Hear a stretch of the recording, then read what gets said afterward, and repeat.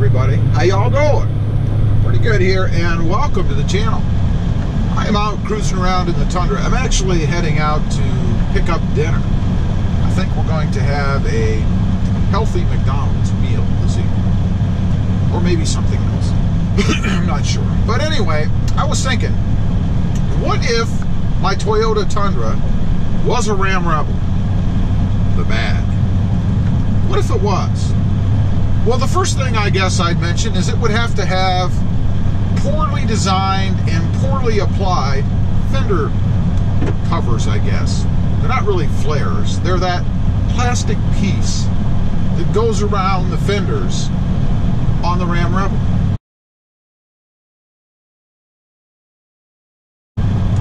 You know, I had my Rebel for, I don't know, a year and a half, 2 years, something like that. And I noticed that the fender covers were coming unglued. They were pulling away from the body of the truck. And after I looked at it a little bit closer, I discovered that they were only held on, at least around the top edges, by double-sided tape, which I guess is fairly common in the truck world, but I've not experienced any problems like that on any other truck that I've had. So I looked at it, and I also found that there wasn't tape all the way around. It was like there was a spot of tape, and then some space, and then a spot of tape, and then some space. Well, the problem is, after a while, sitting in the sun and then cooling off, that tape starts to give way, dirt gets inside, and it doesn't adhere as well anymore. So now, you have a gap, and since it's plastic in the heating and cooling, it starts to warp and looks bad.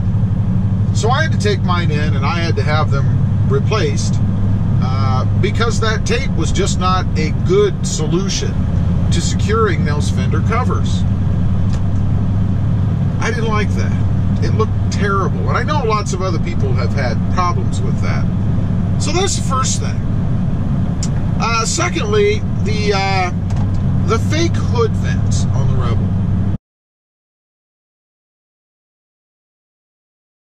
You know, it looks cool. I mean, I like the look of it and all, but they're for aesthetics only. They don't serve any purpose. They don't actually vent through the hood and let air pass into the engine. They're just for looks.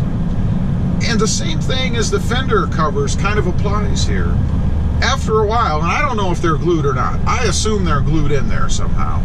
But after a while, they start to separate from the housing that they're in, the opening that they're sitting in. And then they start to warp. The edges kind of bend up a little bit. They don't look right. They don't sit flush like they did when you first got them. It just looks cheap. I mean, it's bad enough that, you know, they're not real to begin with, right? It'd be nice if they were actually some sort of purpose-serving vent. I mean, if you're gonna do it, then do it right, you know? But they didn't. They put these plastic fake inserts in that don't hold up throughout the seasons. I don't know, pretty cheap. The next thing are the electrical gremlins that I experienced.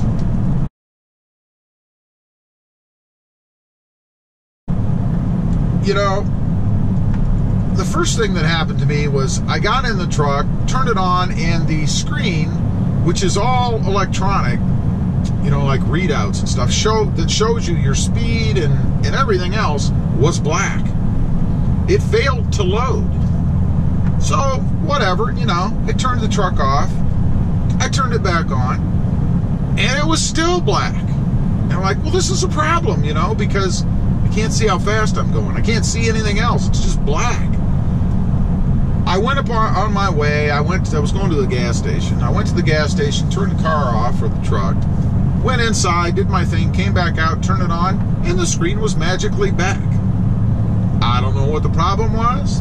When I took it to the dealer, they simply said it was probably just some little glitch or whatever. And if it happens again, bring it back in, and it's under warranty. We'll take care of it, which is great. Don't get me wrong. They should take care of it if you're under warranty. However, I don't want to screw with it.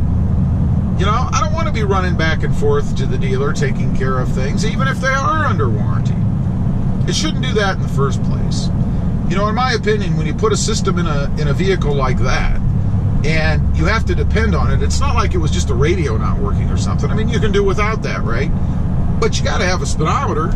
It's kind of nice to know how fast you're going or how much gas you have. I mean, come on, man.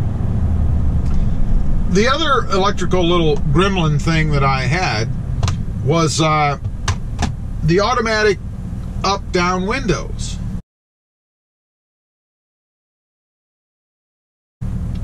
For some reason, that stopped working. You know, you push the button, the window, if you hold it for a second, it's supposed to go all the way down. And then if you want it to go back up, you know, all the way, you hold it for a minute, whatever, or past a certain point, it'll go all the way up. Well, for me, sporadically, that stopped working. Sometimes it would, sometimes it wouldn't. And while it's not a big problem, because there actually is, or are directions in the manual that tell you what to do if that happens. But I'm thinking, why isn't the system foolproof enough that that doesn't happen? If they know there's an issue, so much so that they have to include instructions on what to do when it happens, not if, when it happens, then they have a known problem, don't they? Shouldn't they have tackled that before they sold the truck? Or at least come out with some sort of a fix to take care of it? I don't know. Just another little electrical gremlin. These are the things that would happen if my Tundra was a Ram Rebel. The next thing are the seats. The Rebel seats are vinyl. They're vinyl on the outside, cloth in the middle.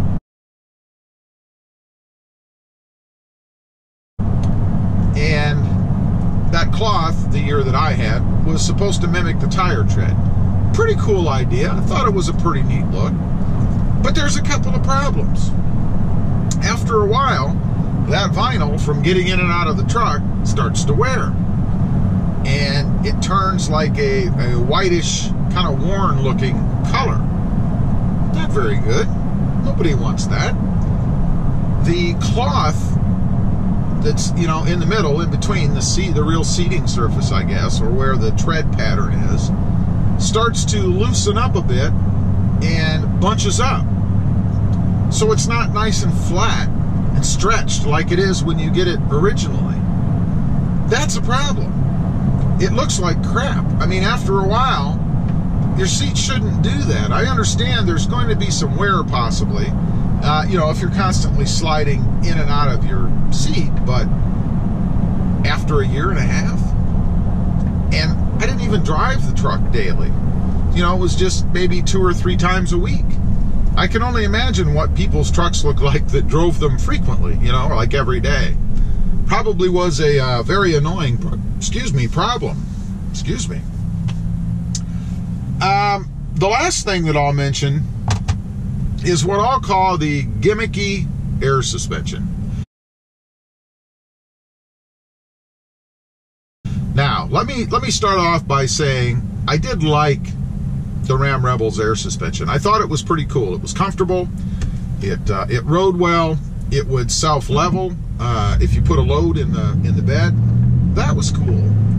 The gimmicky part is there's an entry-exit mode. You know, you could supposedly pull up to a parking lot or whatever, and if you needed to, you could lower the truck to the exit mode and get out, go do your thing, and then come back. And if you forgot to lower it to the exit mode, you could lower it to the entry mode, same height.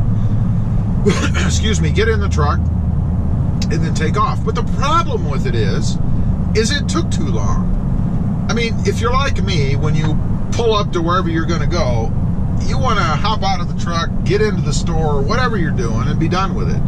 You don't want to pull up, hit a button, and then sit there and wait, I don't know, 30 seconds, 90 seconds, whatever it was, while the truck rocks back and forth and gently lowers. A cool idea, but really no more than a gimmick. The other part of that was the off-road mode. There was an off-road mode where you could actually raise the truck higher.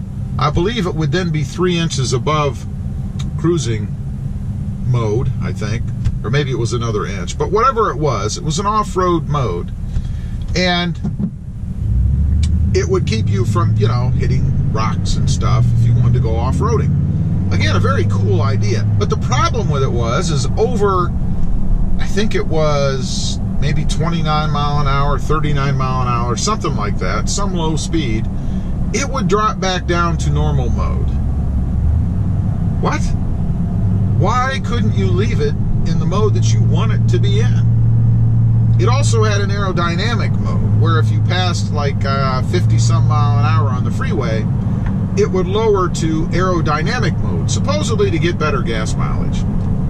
That wasn't so bad, because then it would return to normal mode once you slowed down a bit and weren't at freeway speeds. I kind of like that. That was pretty cool.